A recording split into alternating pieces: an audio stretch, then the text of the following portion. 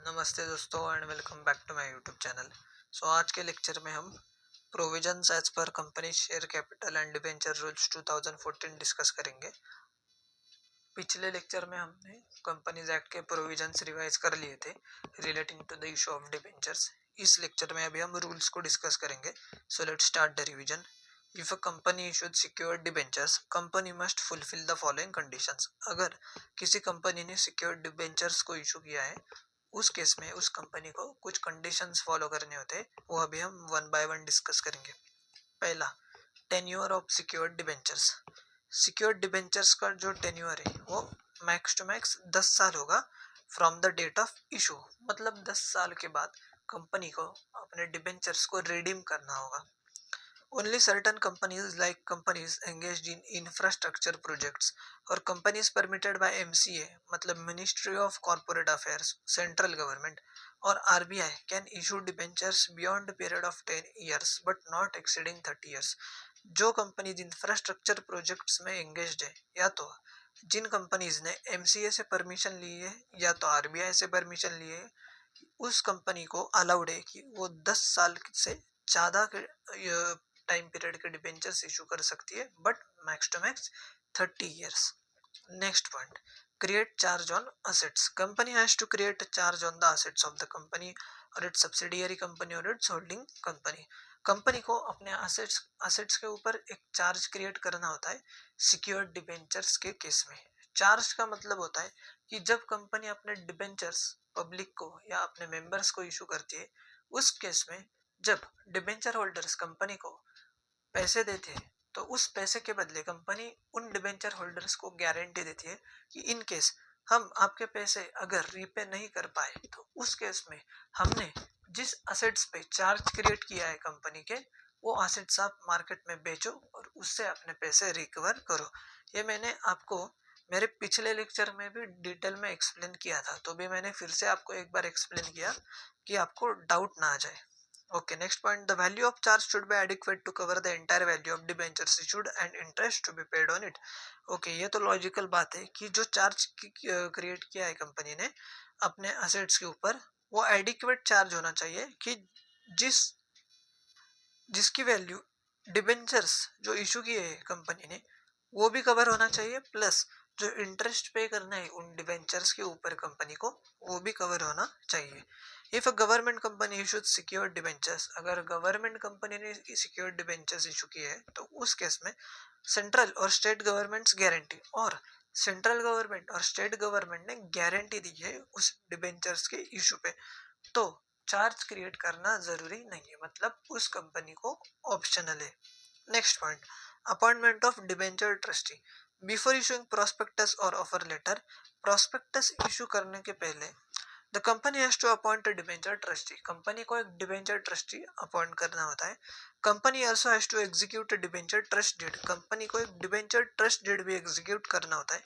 किसके साथ? उस डिबेंचर ट्रस्टी के साथ। आइदर बिफोर इशूइंग डिबेंचर्स, एक तो प्रोस्पेक्टस इशू करने के पहले, या तो with in 60 days from the allotment of debentures. जिस दिन कंपनी ने डिबेंचर्स अलॉट किए उसके 60 डेज में डिबेंचर ट्रस्ट डीड एग्जीक्यूट करो, या तो प्रोस्पेक्टस इशू करने के पहले। ये कंपनी के ऊपर है। The deed contains the terms and conditions agreed upon by the company and trustees and clearly state the rules of debenture trustee. Trust deed जो है डिबेंचर ट्रस्ट डीड, उसमें टर्म्स एंड कंडीशंस होते हैं कि जो terms and conditions company and debenture trustee ने agree किए, और उसमें डिबेंचर ट्रस्टी का रोल होता है कि मतलब डिबेंचर ट्रस्टी क्या क्या काम करेगा relating to the issue of debentures.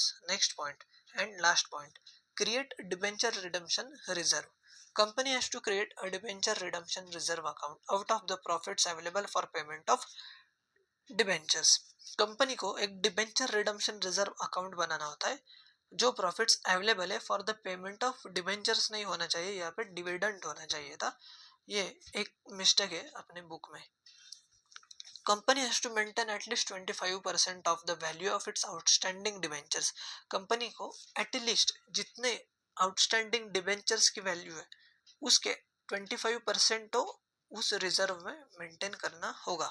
मतलब फॉर एग्जांपल, आउटस्टैंडिंग डिबेंचर्स की जो टोटल वैल्यू है 10 लाख रुपीज है, तो उसका 25% तो उनको डिबेंचर रिडम्पशन रिजर्व अकाउंट में बैलेंस मेंटेन करना पड़ेगा। 10 लाख का 25% मतलब होता है 2.5 लाख रुपीज।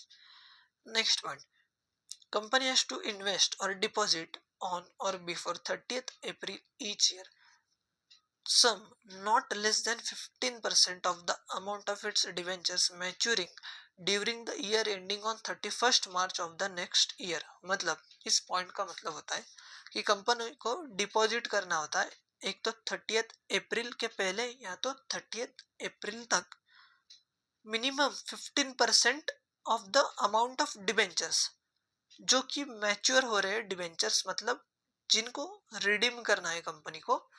कब? 31st March of the next year. Next year के 31st मार्च को जो कंपनी को डिबेंचर्स रिडीम करने हैं जितने वैल्यू के, उसका at least 15% of the value amount company को डिपॉजिट करना होगा 30th April of each year. For example, financial year चालू है अपना अभी 25-26, तो फाइनेंशियल ईयर 25-26 में कंपनी को जो डिबेंचर्स रिडीम करने हैं 30th अप्रैल ऑफ 2026, तो उसके लिए, sorry my mistake, 31st March of the next year, March 2026 में कंपनी को जितने वैल्यू का डिबेंचर्स को रिडीम करना है उसका 15% ऑफ अमाउंट कंपनी को 2025 के 30th अप्रैल तक अपने डिबेंचर रिडम्पशन रिजर्व अकाउंट में डिपॉजिट करना होगा। नेक्स्ट जो आज का हमारा टॉपिक है रिवीजन का, requirements as per SEBI. SEBI के क्या रिक्वायरमेंट्स है for issue of debentures? Minimum subscription. As per SEBI, the minimum subscription for public issue of debentures is 75% of base issue size, that is 100 crore rupees. SEBI के अनुसार minimum subscription जो है debentures का अगर आपको पब्लिक इशू करना है वो है 75% ऑफ बेस इशू साइज। आपकी जितनी भी इशू साइज होगी उसका आपको 75% अमाउंट अगर पब्लिक से मिला है तो उस केस में ही वो डिबेंचर का इशू आप कर सकते हो, नहीं तो आपको पूरा पैसा रिफंड करना होगा। अगला जो पॉइंट है इसी के बारे में ये बात करता है। If the minimum subscription is not received the entire money should be refunded within 12 days from the closure of issue. जब आपका डिबेंचर का इशू क्लोज होगा मतलब बंद होगा, उसके 12 डेज के अंदर आपको रिफंड करना है। Next point, retention of over subscription. Company over subscription का जो पैसा है वो रिटेन कर सकती है, बट उसका अमाउंट कितना होगा? Max to max 100% of base issue size और any lower unit as specified in the offer letter. आपने ऑफर लेटर में कुछ लिखा होगा तो आप उतना कर सकते हो रिटेन, नहीं तो maximum 100% of base issue size. आपका जितना बेस इशू साइज है उसका 100% मतलब उसका डबल कर सकते हो ज्यादा से ज्यादा। अंडर राइटिंग, कंपनी में enter into an underwriting agreement with the underwriters for its public issue of debentures. Okay, ये पॉइंट तो बहुत इजी है कि कंपनी अंडर राइटिंग एग्रीमेंट कर सकती है अपने अंडर राइटर्स के साथ। और लास्ट जो पॉइंट है आज का, क्रेडिट रेटिंग।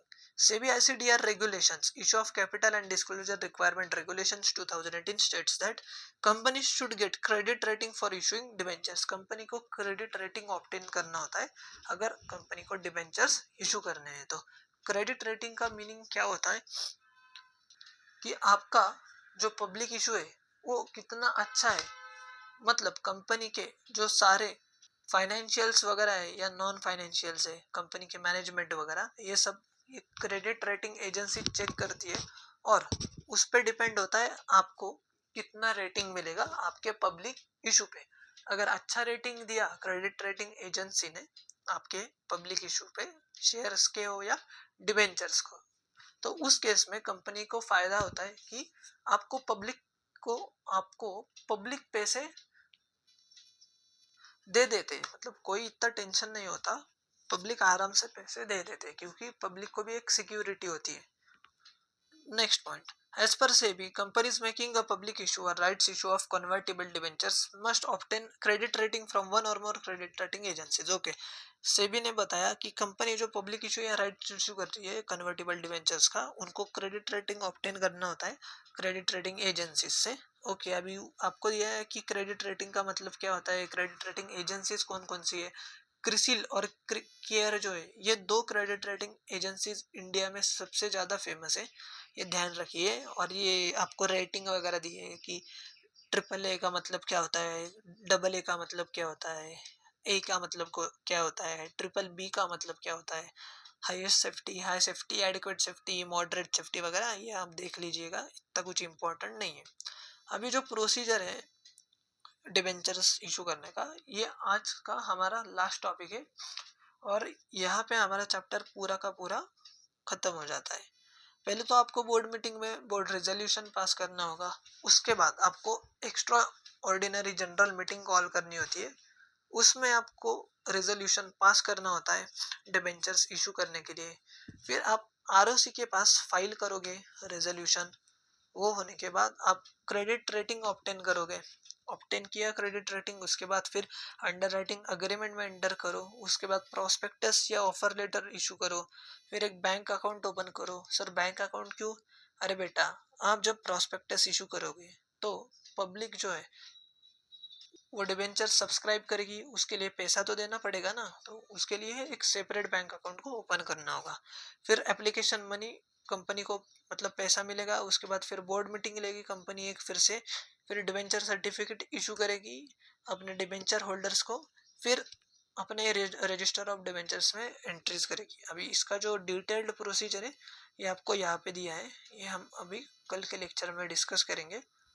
कल हमारा इस चैप्टर का लास्ट लेक्चर होगा, फिर हमारे टोटल 4 टॉपिक्स कंप्लीट हो जाएंगे सेक्रेटेरियल प्रैक्टिस के। अगर आपने पूरे लेक्चर्स देखे नहीं होंगे तो ज़रूर देख लीजिएगा। इतना भी कंटेंट आपने करके गए तो भी आप 100% 90 प्लस स्कोर कर पाओगे, ये मेरी गारंटी है। और अपने दोस्तों को भी ज़रूर शेयर कीजिएगा, जिन्होंने क्लासेस वगैरह नहीं लगाए हैं उनको भी बहुत हेल्पफुल है ये कंटेंट। मैंने अकाउंट्स का भी कंटेंट डाला है, मैंने ओसी का भी कंटेंट डाला है, वो भी आप देख लीजिएगा। तो आज के लिए बस इतना ही। अगर आपको लेक्चर पसंद आया होगा तो लाइक कीजिए, चैनल को सब्सक्राइब कीजिए और अपने दोस्तों के साथ भी ज़रूर शेयर कीजिएगा। Tata, bye bye.